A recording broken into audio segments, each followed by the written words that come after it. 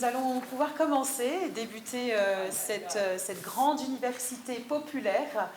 Et merci à tous d'avoir pu répondre favorablement à cette grande invitation. Merci à Madame Bintou encore dans ses initiatives de pouvoir réunir la crème de la crème, si je puis dire, pour discuter, nous entretenir de façon vraiment conviviale entre nous sur les questions de la République démocratique du Congo et pas que.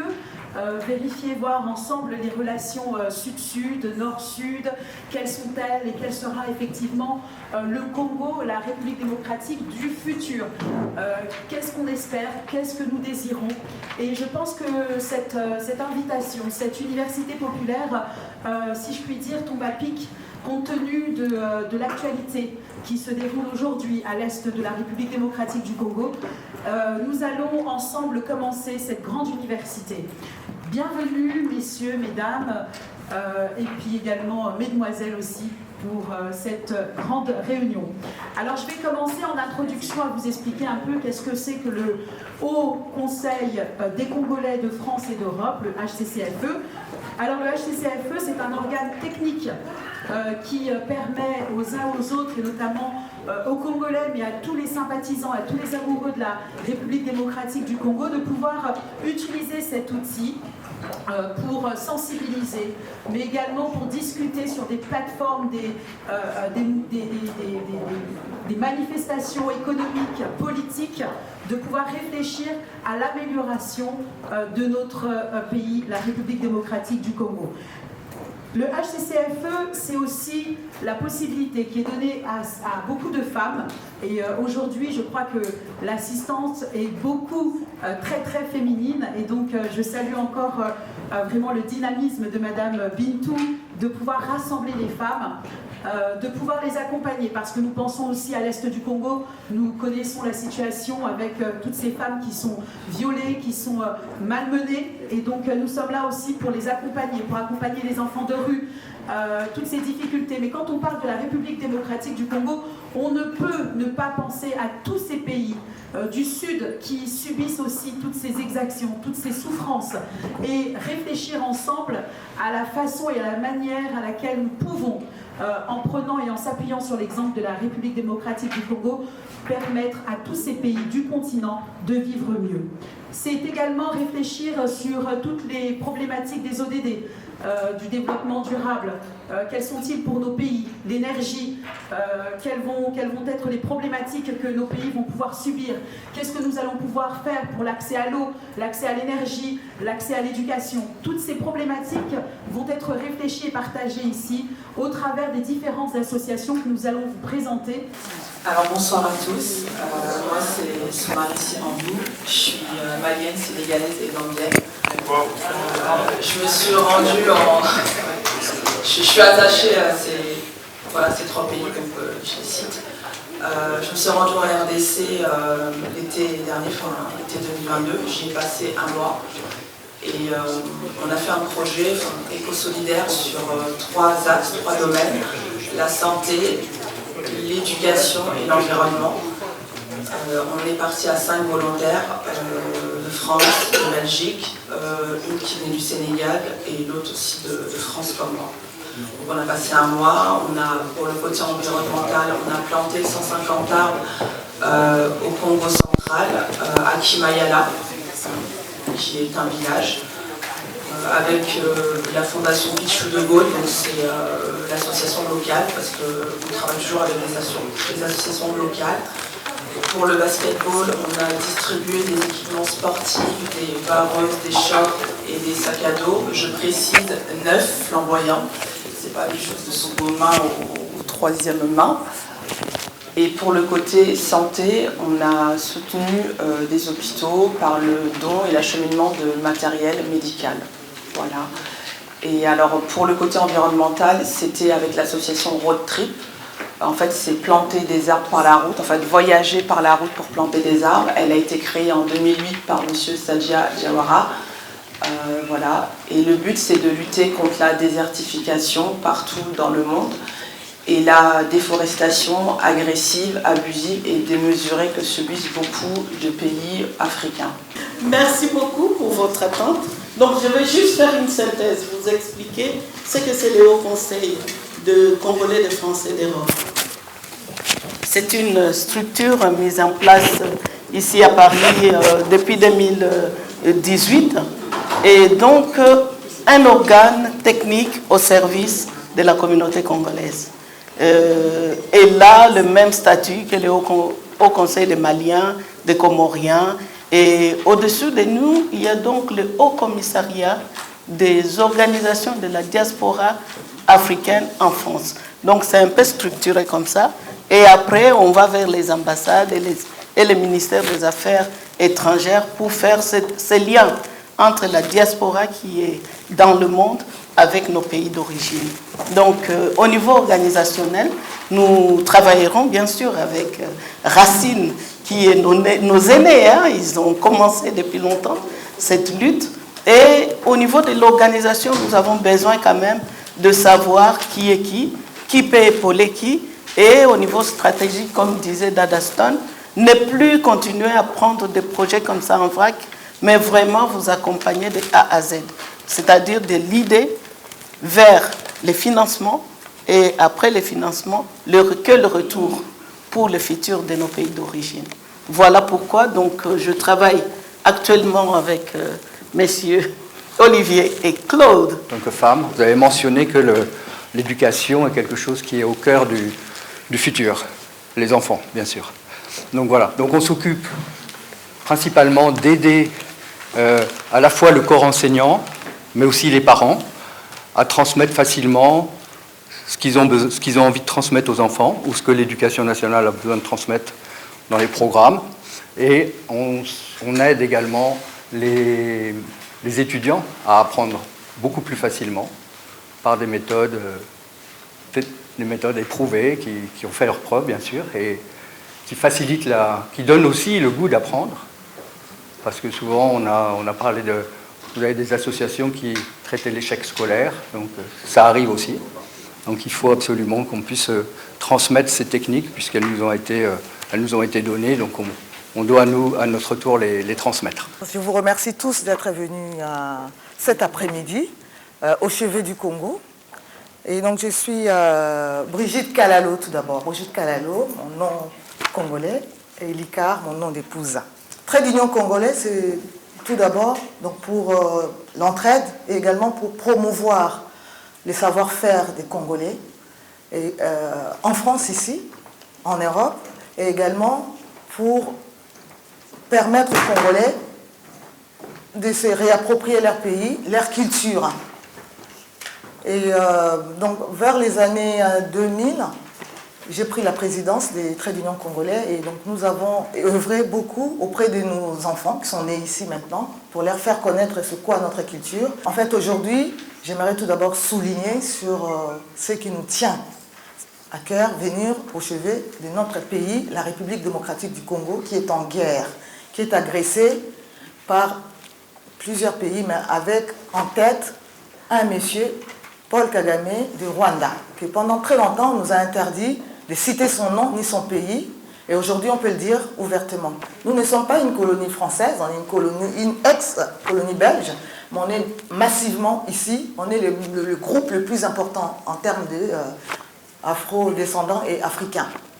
Et donc du coup nous avons toujours des problèmes de papier. Trait d'Union congolais s'occupe, comme il s'est occupé déjà avant, d'orienter les Congolais vers les associations, les structures qui s'occupent des papiers. Donc on est dans les 20e. Trait d'Union congolais s'occupe aussi pour les familles monoparentales dans les 20e qui ont des problèmes d'hébergement ou encore d'appartements qui cherchent ou qui ont des problèmes qui sont au quotidien, des problèmes qui concernent un logement. On a été humiliés, on est sous terre. Maintenant, nous devons nous lever. Regardez les décisions qui ont été prises par les gouvernements précédents, les accords, et refuser tous les accords qui ont été signés à notre dos sans nous demander notre autorisation. Malheureusement, le Congo est un pays qui est victime de son succès, qui est victime de ces bénédictions, de tout ce que Dieu a mis dans ce pays-là. Je pense qu'on va lutter longtemps, mais on va lutter pour que ce pays soit finalement libéré. Les femmes congolaises, elles sont toujours en action. Elles ont toujours été en action. Merci beaucoup. Merci. Elles ont toujours été en action. Moi, j'ai fait pas mal d'allers-retours à Kinshasa et je vois comment les femmes congolaises se battent. On voit comment les femmes congolaises sont en train de supporter en fait leur famille. Parce que c'est vrai, on sait que beaucoup d'hommes, malheureusement, n'ont pas de travail et ceux qui ont de travail n'ont pas de salaire. Il y a des personnes qui ont des 18 mois, 36 mois, 50 mois d'arriérés de salaire. Alors, que font ces femmes-là? Elles se lèvent tout le matin, à 4h, 5h du matin, pour aller chercher du pain, des légumes, et tout ce qui est possible, des charbons pour élever leurs enfants. Et finalement, je dis, Dieu est grand, parce que Dieu protège le Congo. Monsieur Paul Kagame, aujourd'hui, on sait combattre, parce qu'on combat mieux l'ennemi qu'on connaît que celui qu'on ne connaît pas, surtout celui qu'on ne cite pas. Aujourd'hui, ce nom-là a été cité, et nous combattons tous pour que ce pays soit libéré. Et moi, je dis merci aux femmes qui sont dans le monde entier, les femmes congolaises et les femmes en général. Parce que le Congo n'est pas soutenu que par nous les Congolais. Le Congo est soutenu par le monde entier. Il y a des personnes qui aiment le Congo, qui ont l'amour justement de ce pays et qui font que le Congo avance. J'ai rejoint la fondation, c'était au mois de mai de cette année. Alors pourquoi Mwinda Yamwasi? Je rebondis sur les propos de mes interlocutrices précédentes. Les femmes sont des bâtisseuses, les femmes sont des gouverneurs. Et Mwinda Yamwasi, pourquoi? Parce qu'en fait, pour nous, derrière chaque enfant se cache une femme qui bâtit le sentier de sa vie. Ça veut dire tout simplement qu'il faut donner les moyens aux femmes de se réaliser. Il faut donner les moyens aux femmes de retrouver leur autonomie, parce que c'est elles qui passent le plus de temps avec les enfants. Et quand on a une maman qui est battante, en général, elle montre le chemin à son enfant. Donc, c'est un peu ça la philosophie de Mwinda Yamwasi. Mwinda Yamwasi, elle a pour objectif de promouvoir l'égalité des chances des femmes et des enfants à RDC à travers les activités socioculturelles. La particularité, c'est que nous agissons essentiellement au niveau des provinces. Parce que l'objectif, c'est de délocaliser, parce que le Congo est grand et vaste. Et principalement, beaucoup d'activités se passent à Kinshasa. Mais il y a toutes ces provinces-là à développer. Et on se dit que si on arrive à impacter au niveau local, une province, deux provinces, on peut reproduire ce modèle-là dans toutes les provinces. Mwinda Yamwasi, son leitmotiv, c'est l'éducation. L'éducation, pourquoi? Parce que lorsqu'on est éduqué, lorsqu'on a les bases, je pense qu'on peut aller de l'avant. Et que tous les enfants, que ce soit à l'Est ou ailleurs, qui sont issus de milieux défavorisés, n'ont pas forcément accès à l'éducation. Mais lorsqu'on parle de l'éducation, c'est au sens vaste, c'est-à-dire aussi bien l'école, mais l'éducation concerne différents domaines. Et nous, on a voulu axer l'éducation autour de 3 domaines. Il y a donc l'éducation autour de la santé. Pourquoi? Parce que pour pouvoir prendre soin de soi, certes il y a la maladie, mais il faut aussi la connaissance. Il y a l'éducation autour du sport et l'éducation autour du tourisme. C'est un peu ce que nous faisons, voilà, avec pas forcément beaucoup de moyens, mais nous arrivons à parvenir à nos fins. Et là, ce qui est en préparation, donc il y aura la 2e édition du festival Rumba du Congo, donc qui aura lieu du 13 au 18 décembre, où il a élargi le circuit, il a rajouté une ville sur le circuit. Et au-delà de visiter, lors de ce circuit, il permet aux artisans locaux, à tous ceux qui ont une activité, de pouvoir montrer leur savoir, leur savoir-faire. Et donc, ces gens-là peuvent exposer. Et c'est comme ça qu'ils arrivent aussi à gagner un peu d'argent. Donc, on en avait peut-être qu'à la 2e édition, mais ça sera un rendez-vous, ça sera un rendez-vous annuel. Et on espère vraiment qu'on pourra perdurer dans le temps. ce n'est pas facile. Moi, je vais vous donner un exemple. Je voulais faire des dons aux femmes prisonnières, aux veuves et aux orphelins. Donc je suis allée sur le terrain, j'ai voulu... Voilà, donc je me suis rendue à la prison de Makala. C'est la plus grande prison de Kinshasa. Et même pour faire des dons, évidemment c'était de tout ce qui est le soin pour la femme, voilà, tout ce qui est savon, lait de toilette et tout ça. Et bien même pour aller donner, toi qui donnes, on te demande encore de payer. C'est-à-dire qu'il faut payer le directeur, le responsable de la prison des femmes pour que tu puisses aller donner à ces femmes-là. Même les orphelins, pour aller faire des dons aux orphelins, on est obligé de payer le directeur de l'orphelinat. C'est très très grave et c'est triste d'en arriver là. On se dit mais pourquoi autant que je crée mon orphelinat moi-même pour que moi je reçoive des dons, mais on est tellement volontaire, le cœur y est, mais il y a des freins, il y a des choses qui nous freinent vraiment. Je suis d'origine tunisienne. Je suis présidente et cofondatrice de l'association Aide Afrique France, association internationale pour le développement économique et social Afrique France. Je suis aussi ambassadeur de prix en France et je suis chargée des relations internationales à l'Union internationale des journalistes africains, dont le président est M. Lansine Camara. Donc j'ai créé le premier centre de recyclage de cartouches d'imprimante et c'était une première en tant que femme, en tant que projet écolo et approuvé par l'Agence de protection de l'environnement dans le temps. J'ai par la suite créé une société de vente et après-vente de matériel informatique et puis de consulting international et une autre dans l'import-export. Tout ça pour vous dire de ne pas hésiter de voler de votre ailes et d'avoir le courage d'entreprendre et de ne pas avoir peur de trébucher, de tomber, de surtout vous relever et de relever les défis de nos sociétés patriarcales.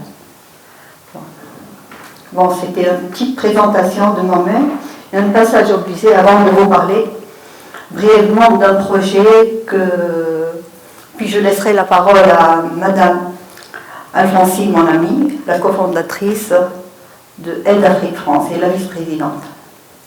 Donc, ce projet consiste en une plateforme électronique, la voix de 50 millions de femmes africaines. Cette plateforme facilitera leur mise en relation ainsi que le partage des informations et des connaissances dans les sociétés africaines ainsi que l'accès aux services financiers dans les zones urbaines et rurales, afin de permettre à ce réseau de femmes africaines d'exercer et de développer leurs activités au sein des entreprises et de la société civile. Et surtout, de mettre en valeur le travail de la diaspora sur ce genre d'échange entre les rives. Pourquoi cette plateforme, la voix de 50 millions de femmes africaines? Tout simplement parce que la fédératrice de cette idée, et qui a travaillé dessus en Tunisie, n'est autre que mon amie Nazir Labid, l'ancienne ministre de la Femme et de la Famille et de l'Enfance. C'est un projet lancé en Tunisie en 2014 et qui n'a pas vu le jour. Cette plateforme n'a pas encore vu le jour. Et nous voulons la relancer et l'élargir en intégrant la diaspora ici même, en France. Et nous reviendrons vers vous pour le lancement officiel de cette plateforme bientôt. Merci de votre attention. Je tiens à féliciter toutes celles qui sont passées, des femmes très courageuses, et je suis très impressionnée justement de faire votre connaissance. C'est pas facile pour l'Afrique, mais on est bien contente de retrouver des femmes. Alors je suis Alphonsine Mifliza, je suis professeure d'économie et gestion dans l'éducation nationale ici en France. Et finalement, nous avons décidé, nous, par rapport à toutes nos sorties, parce que je suis membre de Youth Human Rights, donc je participe aux sommets internationaux partout dans le monde, et nous avons constaté que finalement les femmes africaines, certes, elles viennent de parler de l'investissement, des aides, de tout ce qu'il faut. Et on a constaté par rapport à ces conférences, quand on se retrouve, on ne voit pas beaucoup d'Africaines qui sont engagées, qui arrivent au niveau de l'ONU, au niveau à Genève, à New York, Washington, partout, et au Sénat américain d'ailleurs où nous sommes allés. Et on se rend compte qu'il n'y a pas beaucoup d'Africaines qui y vont pour entendre des choses, hein, même au niveau du G7.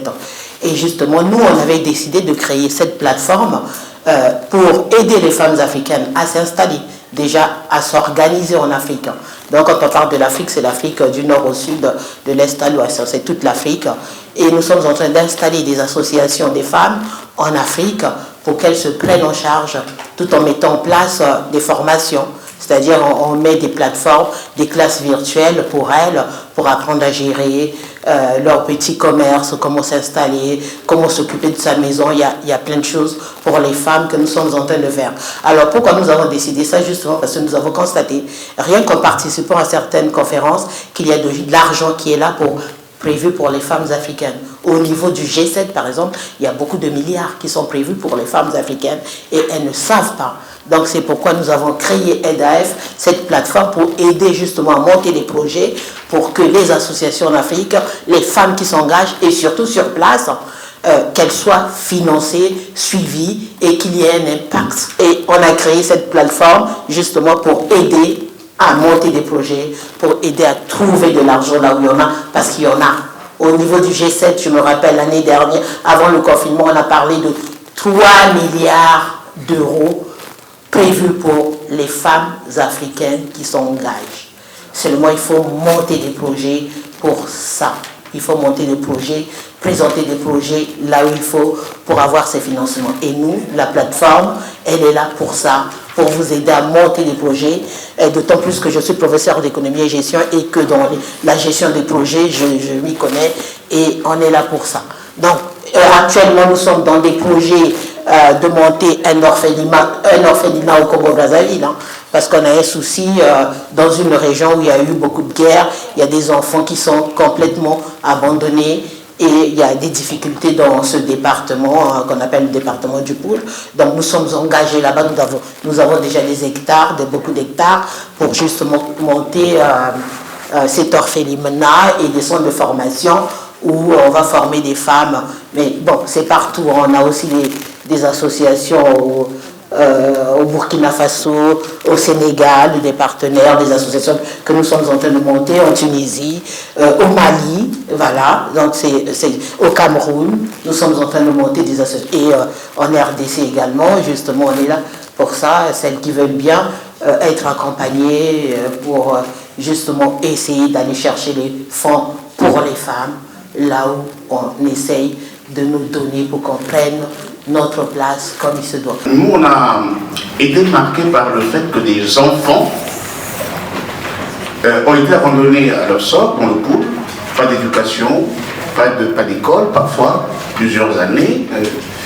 Et nous, dans le cadre de notre association qui est le CIP, on y reviendra peut-être tout à l'heure, on a essayé d'aider ces enfants-là dans le domaine du numérique. C'est-à-dire on a envoyé du matériel informatique, on a doté des salles multimédia sur 3 localités, donc à Bindouli, que ma compatriote doit connaître, à Boko, au collège de Boko, au lycée de Bindouli, et à Kinkala, qui est en fait le chef-lieu de la Poul. Et nous sommes en train de continuer à vouloir justement faire en sorte qu'il y ait dans chaque localité en province des salles multimédia que nous dotons pour la formation de ces enfants-là, parce que moi-même je suis dans le domaine de l'éducation et ça nous tient à cœur pour que ces enfants-là puissent être éduqués, puissent être aussi, on va dire, éduqués dans le numérique. Donc ça fait partie aussi des projets. Et donc je suis très content d'entendre ce que vous avez dit, hein, et nous-mêmes on a du matériel informatique en souffrance. Là où moi je vous parle, j'ai une centaine d'ordinateurs qu'on doit justement doter dans ces pays-là pour aider ces localités-là à avoir des salles multimédia. Je suis Gabrielle Chakout, je suis d'origine camerounaise. Alors j'ai rencontré Madame Bintou lors d'une réunion. Nous, c'est tout autre chose. Enfin, nous sommes sur plan national. Alors l'association s'appelle Brigade des mères, qui a été créée en 2014 dans une banlieue du 93. Suite à plusieurs événements, donc les mamans, nous avons décidé parce que ça allait un peu dans tous les sens. Donc cette association, au départ, c'était pour les femmes victimes de violences conjugales, l'échec scolaire, parce qu'on avait des enfants qui étaient exclus des établissements. Après, quand les enfants sont exclus, il faut bien trouver une solution après. Il ne faut pas les laisser errer. Et puis, on a eu aussi ce phénomène après, quelques temps après, des départs en Syrie, des enfants qui partaient en Syrie. On a été nous avons vu les premiers départs. Et nous avons même alerté à un moment donné, parce qu'il y avait des familles qui sont venues nous voir. Alors, il y a nos enfants qui sont en train de partir, qu'est-ce qu'on fait? C'était quelque chose de nouveau qui arrivait.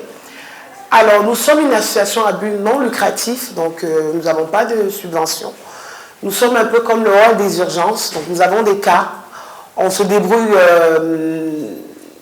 pas avec grand-chose, juste avec le cœur, parce que nous avons des situations assez compliquées, au point où on est obligé parfois d'héberger des femmes en détresse chez nous, des filles aussi en détresse chez nous, parce qu'il n'y a pas de moyens.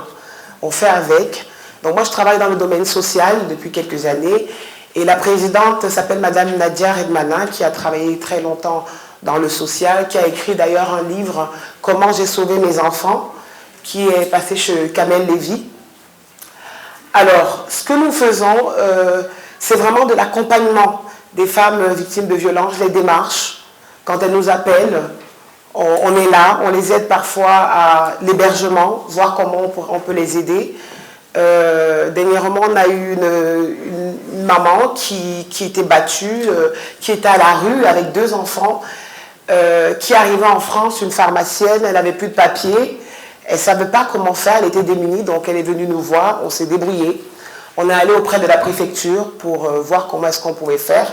Ça a duré longtemps, ça a duré des mois, mais on a fini par trouver, elle a pu être régularisée, et trouver un logement. Ça a été la bataille, parce qu'il faut savoir que c'est pas évident, surtout quand on est issu de l'immigration. C'est encore plus compliqué. Donc elle s'appelle Sonia, effectivement c'est une femme remarquable qui s'est retrouvée dans un logement, comment on appelle ça, transitoire, là, enfin une espèce de foyer. Et en fait elle était menacée d'Algérie de mort. Il faut savoir que beaucoup de communautés qui sont venues se réfugier ici après le fils sont extrêmement menacées et sur les réseaux. Moi j'en ai beaucoup, notamment parmi des Kabyles, qui sont très très menacés par ce phénomène islamiste qui est rentré en France par le biais de Mitterrand, qui a fait rentrer tous les anciens islamiques qui fuyaient le FLN. Bon. C'était pas un cadeau pour la France, hein, je vous le dis. Voilà. Donc vraiment, il y a c'est très courageux ce qu'elles font parce qu'elles sont menacées de mort. Merci pour l'accueil.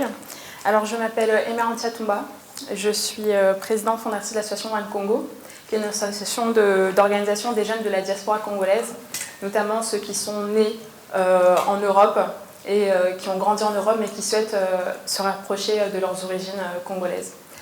Mon témoignage d'aujourd'hui portera notamment sur comment grandir, comment affirmer sa double culture lorsqu'on est franco-congolais.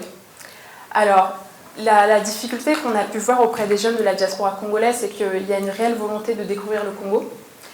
Il y a une réelle volonté vraiment d'affirmer leur identité congolaise, mais cependant, souvent, c'est de manière assez superficielle et sur une absence finalement d'expérience au Congo ou encore une absence de connaissance de la culture congolaise.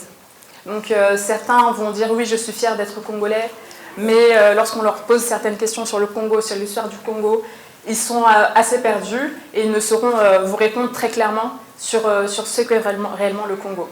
Et c'est assez triste, puisqu'on a une génération qui a grandi en France notamment, puisque c'est le cas ici, mais qui n'a pas forcément des repères et qui ne sait pas forcément comment affirmer son identité. Comment dire je suis français, mais je suis aussi congolais. Et j'ai le droit de revendiquer ces deux côtés, j'ai le droit de revendiquer ces deux origines, sans renier l'un ou l'autre.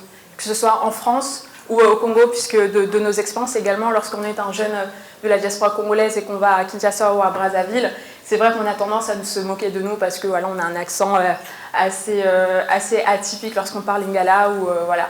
Et on a aussi cette difficulté-là, ce qui est tout à fait normal puisque nous n'avons pas grandi dans nos pays d'origine, d'affirmer aussi face aux locaux qui sont sur place, de dire mais nous aussi on s'intéresse au Congo et ce n'est pas parce que nous sommes nés à l'étranger et que nous n'avons pas forcément eu l'occasion de venir régulièrement que nous avons perdu et ou que nous ne souhaitons pas être rattachés à ce pays. Et quelles sont aujourd'hui les difficultés? Alors nous, au sein de One Congo, l'objectif aujourd'hui, c'est vraiment de se concentrer sur les jeunes de la diaspora congolaise qui rencontrent différentes difficultés. Sur le point, donc, comme j'ai dit, culturel, c'est quelles sont les réalités? C'est que la diaspora congolaise, malheureusement, est une diaspora dont les réalités sont assez précaires, où le pouvoir économique pour la majorité de ces jeunes-là n'est pas très important. Donc ils ont grandi pour beaucoup de nos sondages, à partir des sondages que l'on a pu en tirer, ils ont grandi pour beaucoup dans des zones où l'accès par exemple à la culture, l'accès à l'éducation, même en France, n'est pas très efficace. C'est des zones d'éducation prioritaire par exemple, où donc il y a... Par exemple, dans ces zones-là, ce sont des zones où vous allez avoir énormément de professeurs absents, énormément de professeurs qui décident de quitter parce que voilà, la vie est assez dure. Deuxièmement, donc, cela a pour impact d'influencer donc, leur vie professionnelle, puisque nous sommes des enfants d'origine immigrée, donc forcément, pour réussir professionnellement dans ce pays ou dans d'autres pays d'Europe, c'est beaucoup plus difficile pour nous, puisqu'on doit acquérir aussi certains codes dans le monde professionnel que l'on n'a pas forcément à la maison.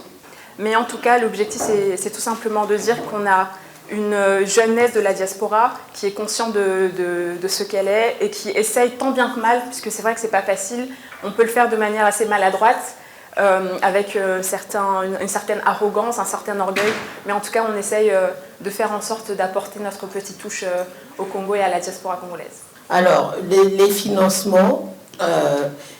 la question comment faire pour y accéder, il faut d'abord commencer par créer, organiser des associations sur place. C'est-à-dire, c'est un exemple, hein. Au Congo-Brazzaville, nous sommes en train de créer des associations des femmes. Justement, une fois qu'on a créé ces associations, on monte les projets avec eux par rapport à un exemple simple. Celles qui veulent par exemple faire l'agriculture. On monte, on les organise en association reconnue là-bas, enregistrée là-bas. Donc on finance leur installation là-bas, l'organisation, les femmes, surtout les femmes et les jeunes. Ils créent l'association, elles créent l'association, elles font l'immatriculation, l'enregistrement là-bas. Une fois que c'est enregistré, on crée justement ce partenariat, ce contrat de partenariat entre ces associations qui sont en Afrique et nous, EDAF, et c'est à ce moment-là qu'on peut accéder à ces financements, comme ce que je vous ai dit tout à l'heure au niveau du G7. Donc, tant que ce n'est pas sur place et que c'est des associations, nous ici, en fait, on sert de relais pour les aider à s'organiser. Donc, si vous n'êtes pas installé là-bas, reconnu, immatriculé, ben, ça ne passe pas au niveau du G7. Voilà, c'est de ça qu'il s'agit. Donc, nous, on aide à la création également de ces associations en Afrique. On en a déjà créé une quinzaine dans plusieurs pays d'Afrique. Donc on crée et après on monte des projets, on les aide à monter des projets. Dans quel domaine vous voulez vous installer, faire le commerce, on vous finance. Mais il faut être dans une association organisée, reconnue, immatriculée. Dans notre petite expérience, jusqu'aujourd'hui, on n'a jamais demandé de l'aide. Non, aucun organisme ne peut dire qu'il nous a financés. On a fait ce qu'on appelle le lobbying. C'est à vous de demander. Je prends un exemple. Le film pour le docteur Mukwege en 2016, on a pu emmener 2 de nos membres avec les réalisateurs du film, c'est-à-dire Colette Brackman et Thierry Michel, en Martinique, Guadeloupe, Guyane, sans qu'eux ils sortent 1 euro. On a contacté, on a eu toujours dans les associations, une association qui nous a présenté à une dame qui sait faire le lobbying, qui nous a cherché des financements, c'est-à-dire pas des financements, c'est-à-dire on a eu des billets gratuitement. auprès de Air France. On a eu des hôtels gratuitement auprès d'Amazonia. On a eu même des salles de cinéma. On a eu les cocktails par le Conseil économique et social. C'est-à-dire que nous devons apprendre aussi cette solidarité. Je prends maintenant l'exemple de Kinshasa. Je vous ai parlé de notre... On a quelques terrains là-bas. Pareil, on cherchait des moyens d'avoir des tracteurs, parce qu'il faut à chaque fois louer un tracteur pour faire retourner la terre, pour faire des bilans, et ça nous coûtait, puis après, on perdait du temps. Et toujours par une autre association, on a appris que Caritas pouvait nous prêter gratuitement, pouvait venir, il ne nous donne pas de l'argent, mais il met à notre disposition ses matériels. On a appris que l'association, il y a une association de la mairie d'Évreux, qui est aussi à Matete, à Kinshasa, qui aide aussi par rapport, si on veut avoir des sémences ou des choses. C'est-à-dire qu'on doit apprendre maintenant la solidarité. Ça fait des années, plus de 50 ans, que nous vivons de l'aide, et l'Afrique n'est pas développée. Donc dans notre mentalité, nous devons vraiment voir autrement maintenant. Je suis de la Guinée-Bissau. J'ai une association ici qui s'appelle l'Association DIA, le dernier logo qui est sur l'invitation. L'association est domiciliée à Paris 11e, à la maison d'association de 11e. Le but de cette association, c'est de mise en place d'éducation pour les enfants handicapés en Guinée-Bissau, ici en France, en Guinée-Bissau. On était en Guinée-Bissau avec Maman Bintou, je l'ai rencontrée en Cité du Métier. On était 15-18 femmes qu'elle accompagne. C'est avec son accompagnement, j'ai beaucoup réussi à mon projet. On était 2019, elle m'a accompagnée à Guinée-Bissau. On est déjà 5 hectares dans une région. J'ai commencé à construire un centre d'hébergement pour les enfants handicapés parce que chez moi, ils ne sont pas pris en charge. Il y a des associations qui travaillent, mais il y a toujours des difficultés avec les parents. Il y en a qui jettent même dans l'eau, ils tuent les enfants aussi. Maintenant, avec cette association, je travaille avec l'hôpital. S'il y a un enfant qui est né, on l'accompagne avec leur famille. Maintenant, ils ont déjà des activités qu'ils font déjà là-bas. Je dis toujours merci à Maman Bintou. Toujours, il a continué de m'accompagner sur les projets. Bon, pour les Congo, je suis aussi, je l'ai dit déjà, je vais aller avec elle pour connaître les pays. On sait comment les pays sont attaqués par la guerre. Toujours quand elle parle, je lui donne la force pour les femmes qui sont victimes des guerres, les enfants aussi. Je suis très investie dans le milieu associatif parce que je suis une activiste culturelle et panafricaniste, mais convaincue. Je suis une afro-descendante avec la résilience à la Martinique et mon mari est béninois. Nous sommes ensemble depuis 36 ans. Nous avons 3 enfants adultes et la vie est belle. Je dirais merci à mes ancêtres. Alors, en ma qualité, je suis activiste culturelle parce que nous avons créé à Tremblay en France, ville où je vis, une association des femmes africaines de Tremblay en France depuis 1986, puisque j'étais encore enceinte de ma fille qui a maintenant 28 ans. Nos objectifs, c'était de rassembler principalement les femmes d'origine africaine de la cité, d'accord ? Répandre autour des adhérents l'esprit de solidarité, l'esprit d'entraide, d'échange de savoir et de partage d'activités. Parce qu'en Afrique, on vit ensemble. En Afrique, les enfants sont éduqués par les autres aussi. Et en Afrique, ça marche très bien. Mais seulement avec le gap, les femmes africaines qui sont arrivées ici, comme j'aime à dire, qui sont parties de Caille sans passer par Bamako pour arriver à Paris, c'est un déséquilibre, un déséquilibre formidable. Donc ils s'étaient perdus, ils pensaient que ici, qu'à Tremblay par exemple, les voisins pourraient dire à leurs enfants, tu ne fais pas ça, tu ne fais pas ça. Non. Et ce n'est pas le cas parce que ce n'est pas la mentalité. Et en plus, ces pauvres femmes que vraiment j'admire et que je respecte, font quelquefois deux jobs par jour. Elles sont obligées de partir très tôt le matin pour un premier job payé oui, comme ça, un porte-pièce, et le soir encore. Donc, elles sont fatiguées, elles n'ont pas, c'est pas la mauvaise volonté, elles n'ont pas vraiment la force, puisque en Afrique, elles étaient aidées. Donc, on a essayé, de par l'association, à aider ces femmes, à leur parler, à leur expliquer, à leur dire comment faire. Et ça a marché. Ça a marché jusqu'ici, parce que nous étions un groupe d'à peu près 30 femmes, hein, quand même. Hein, et nos enfants ont pourtant réussi. Ils n'ont pas fait partie de ce qu'on appelle les numéros de la cité. Ils ont vraiment réussi et nous en sommes fiers. Et nous aussi, notre combat, c'est de parler de l'Afrique en mode positif. On a marre des trains qui arrivent en retard. L'Afrique, c'est un immense continent avec des États formidables, avec des cultures, des façons de voir. Moi, je me rappelle au début, on nous disait, parce que j'étais africaine, tu parles africain. J'ai dit africain, ça veut dire quoi, parler africain? L'Afrique, c'est un continent de 54 États. Et dans chaque pays, il y a plusieurs langues. Donc, tu ne peux pas me dire que je parle africain.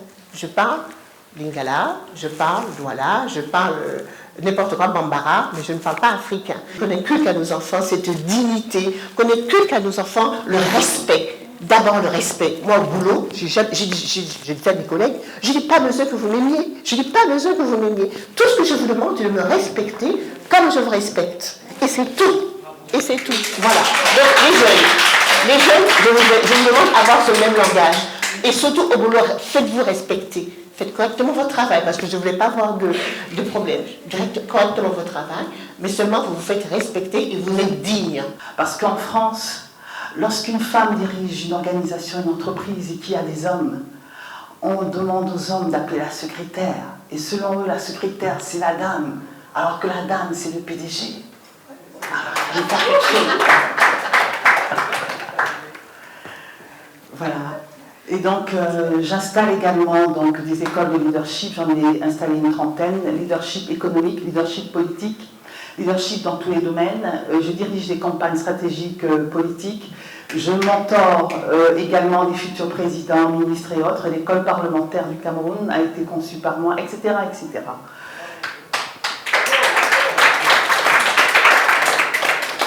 Alors, mon rôle n'est pas beau. Mon rôle n'est pas beau parce que je suis une femme. Mon rôle n'est pas beau parce que le patronat a été créé pour impulser une woman business class, une classe économique féminine, parce que j'estimais, après pas mal d'années de parcours, qu'on parlait beaucoup des violences faites aux femmes en termes de devoirs, de droits, pardon. Moi, je me situe du côté des devoirs. Quand une femme est violentée, est-ce qu'elle peut se tourner vers une autre femme? Oui, tant qu'il n'y a pas d'hommes. Oui, tant qu'il n'y a pas les réseaux sociaux. En cas de pépin, ça se termine, les confidences se terminent sur les réseaux sociaux. Alors, est-ce que les femmes sont capables de devenir les leviers dont les autres femmes ont besoin? Alors, comment impulser une business class? Alors, j'ai choisi depuis presque 10 ans de déclarer la métropole du Grand Paris capitale économique du leadership féminin afropéen. Et nous sommes dessus. Nous avons 12 mois pour pouvoir poser les jalons. Nous sommes dessus. Le patronat économique, c'est promouvoir des intelligences partenariales. Tout à l'heure, il était question de solidarité et partenariat, mais réel en termes d'expertise. Troisième point, en termes de gouvernance collaborative. Je voudrais abonder en disant ceci. Il y a une non-reconnaissance sociétale dans notre environnement, black, diversité, diaspora. On n'accepte pas, nous n'acceptons pas les experts, nous n'acceptons pas tous ceux qui ont pris le temps de faire des études, nous n'acceptons pas cela, et nous ramenons tout noir, que ce soit, enfin à tous ceux qui vendent à Château-Rouge ou qui ont fait des études, on vous ramène tous à la même enseigne. Aujourd'hui en France, on a honte d'être diplômé, aujourd'hui en France, on a honte d'être docteur expert, non c'est pas le ton, il y a une dame qui est avocaticienne, on devrait l'avoir davantage. En France, on a honte. Mais comment peut-on avoir honte 100 ans bientôt après les Césaire et Senghor? Est-ce que vous savez que ce sont les sœurs Nardal, des femmes? C'est elles qui ont porté d'abord ce mouvement de la négritude. Et ensuite, elles ont reçu Aimé Césaire et Senghor. Et c'est dans leurs bras, dans leur salon, n'est-ce pas, que ce mouvement est né. C'était il y a 100 ans. Mais il y a 100 ans, regardez à quoi est-ce que nous sommes voués. Le Congo. Le Congo, pour moi, a joué un rôle pionnier. Pionnier en termes de ressources, pionnier en termes d'afrocentrisme. Ce sont les premiers qui ont dit non et qui se sont mis à parler le Lingala. C'était les premiers modèles en termes de manufacture culturelle. Nous avons fait un chemin dans ce combat, mais nous avons l'impression aujourd'hui qu'on nous a pris quelque chose que nous avons mis en place. Donc moi, je fais partie de la diaspora congolaise, je fais partie parmi les leaders qui ont fait du travail dans l'ombre dans ces pays. En même temps, nous avons essayé de pousser les choses pour que les choses changent au Congo. Je suis M. François Mbokukassa. Je suis congolais, comme on dit maintenant aujourd'hui, des pères et des mères. J'aime pas trop ce terme. Parce que nous sommes tous des Congolais. Parce qu'en France, nous avons vu que nous avons fait des enfants. Mais nos enfants, ils sont nés ici, ils ont droit comme les autres. Et donc, nous voulons construire un Congo meilleur. Un Congo de la connaissance, un Congo de la patriotisme, des gens qui ont l'esprit patriotique. Mais nous ne voulons pas construire un Congo où il y a la discrimination politique et l'exclusion politique. Alors moi, je fais partie des leaders de la diaspora. Nous avons mis en place ce que vous avez vu, les combattants. Mais nous avons fait ça vraiment, au départ, c'était quelque chose de minutieux que nous avons travaillé pour qu'aujourd'hui, les choses changent. Nous avons combattu le régime de Kabila, ça c'est vrai. Mais aujourd'hui, nous avons vu que les choses commencent à changer. Et nous, le Front des militants congolais, nous avons dit que nous n'allons pas continuer à rester dans la radicalité. Alors nous avons dit que nous allons progresser, nous sommes des progressistes et des démocrates. Et nous prenons des valeurs de la démocratie, les valeurs des droits de l'homme. Nous voulons reconstruire le Congo avec des valeurs. Parce qu'aujourd'hui, notre pays est dans une situation chaotique. De l'autre côté, nous avons vu qu'il y a la guerre, mais de l'autre côté, les gens sont en train de danser. Donc nous allons construire le pays avec les valeurs culturelles, les valeurs morales d'abord, parce que nous n'allons pas accepter l'inacceptable. Nous avons combattu ici. Moi, je l'ai dit déjà, oui, les choses ont changé au Congo, mais ce n'est pas comme nous avons vraiment voulu que ça soit. Et nous allons continuer à travailler dans la diplomatie et dans l'ombre pour que nous puissions pousser aussi ceux qui sont avec nous ici, dans cette façon de dire que, oui, vous nous dites que pour moi c'est un changement, mais ce n'est pas vraiment ce que nous devons avoir. Aujourd'hui, nous voulons construire une nouvelle classe politique. Nous voulons qu'au Congo, qu'il y ait des hommes, des femmes responsables, surtout des femmes politiques et des hommes politiques responsables. Et je voudrais aussi dire que moi, étant président du Front des militants congolais, nous avons essayé d'aller installer notre parti au Congo. Nous ne pourrons plus rester là dans la diaspora. Nous avons dit, bon, ok, nous avons combattu dans la diaspora. On a un président qui est en place. Maintenant, nous devons travailler pour voir comment améliorer les choses. Bien qu'au départ, nous étions des opposants à ces pouvoirs. Mais à un moment, nous nous sommes dit, ce qui compte, c'est l'intérêt général. Il y a des choses qui sont là que moi, je suis en train de dénoncer. La discrimination politique et l'exclusion politique. Vous êtes en train de bien voir que vous êtes en train d'amener le pays au mieux. Il faudrait revenir dans la diaspora parce que nous avons travaillé avec vous. Je l'ai dit clairement dans mes déclarations. On n'a pas donné le pouvoir. Kabila ne pouvait plus continuer de garder le pouvoir parce qu'il y avait une pression qui était derrière pour le faire partir. Et il a fait son choix. Nous savons ce qui se sont passés, mais nous pensons que nous ne devons plus répéter la même chose chaque fois. Nous sommes des adultes, nous sommes des Congolais, nous sommes des adultes, nous sommes des vrais Congolais, nous devons nous battre pour notre pays. Quand d'autres personnes voient notre pays, ils n'arrivent pas à nous comprendre. Nous sommes des malades, nous sommes des fous, nous sommes vraiment des vraies personnes. Mes frères et sœurs, s'il vous plaît, lèvons-nous, soyons unis pour le combat du Congo. Moi, quand j'ai grandissé, j'ai connu que Mobutu. Mais Mobutu n'a pas fait que de mauvaises choses. C'est maintenant qu'on se rend compte que Mobutu nous a apporté l'unification du pays. S'il vous plaît, aimons notre pays. Aimons-nous d'abord les uns les autres. Vous avez vu dans un pays où les gens prient 24 heures sur 24 heures, mais les gens n'ont pas d'amour. Et nous allons mettre fin à toutes ces choses-là. Moi, j'ai été pasteur. Quand j'ai vu la souffrance de ce peuple, je me suis dit non. Il y en a plusieurs pasteurs, il y en avait tellement trop. Alors, je pense que Maman Bintou est témoin. Quand j'ai été appelé en 2011, je suis parti en Israël en 2010. Quand je suis rentré, le Seigneur m'a dit, c'est fini. J'ai pleuré ma soeur pour mon église. J'ai fait têtu, j'ai dit non, je ne veux pas laisser mon église. Il y a des pasteurs qui me disent, ah, tu vas faire ça la politique, comment tu vas faire pour manger? Je lui ai dit, Dieu pourvoira, je travaille. Et c'était très difficile. La personne qui m'a compris, c'était la dame qui est là, Maman Bintou, avec le pasteur Moussengo. Ils m'ont pris pour un fou. Ils m'ont dit, Alfonso, tu vas te perdre. Beaucoup de pasteurs étaient contre moi. Mais moi, j'ai écouté la voix interne. J'ai dit non, stop. Vous, les pasteurs, là, prêchez la population. Moi, je vais aider ce qui est réel. Voilà pourquoi je suis dans la politique aujourd'hui. Parce que si les fondations sont solides, après, c'est facile d'élever les murs. Souvent, les fondations ne sont pas solides. C'est ça notre problème. Et donc, on veut élever, on veut effectuer énormément de projets. Et c'est des projets qui n'ont pas, parfois même pas de sens en réalité. Ça fait du bien pendant un moment, on se fait plaisir, entre guillemets, ici en tout cas, mais ça ne change pas grand-chose au niveau de l'Afrique. Alors nous, on a décidé vraiment de travailler, de fondre d'abord les bases, et c'est ce qu'on est en train de faire depuis un certain temps, c'est-à-dire que les personnes qui arrivent sont des sympathisants dans l'agence Racine. On a des plateformes, agence Racine de chaque pays, via WhatsApp, on y travaille. Ensuite, après, on essaie d'implanter des antennes dans les pays pour avoir un relais. Et à partir de là, on va commencer à monter les murs. Et c'est vraiment la stratégie que nous avons utilisée. Et donc, effectivement, on travaille également avec des associations qui ont des projets comme les vôtres. Moi, la première question que je vous ai posée, c'est déjà un projet comme celui-ci. Ça veut dire que c'est un projet qui a été établi, qu'on a essayé de voir les possibilités de financement, que ce soit des subventions, des appels à projets, etc. À partir de là, effectivement, voir quelles sont les associations qui peuvent contribuer. Parce qu'en fait, en réalité, nous sommes tous concernés. Nous sommes tous concernés. Quand il y a un projet comme ça, moi, je suis prêt à m'engager. Je vous dis ça tout de suite, si véritablement j'ai le projet en main.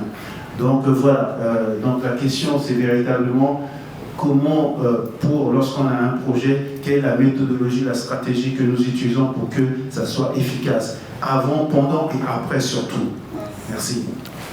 Et je suis ravi de participer à cette conférence thématique dont le sujet est le Congo du futur.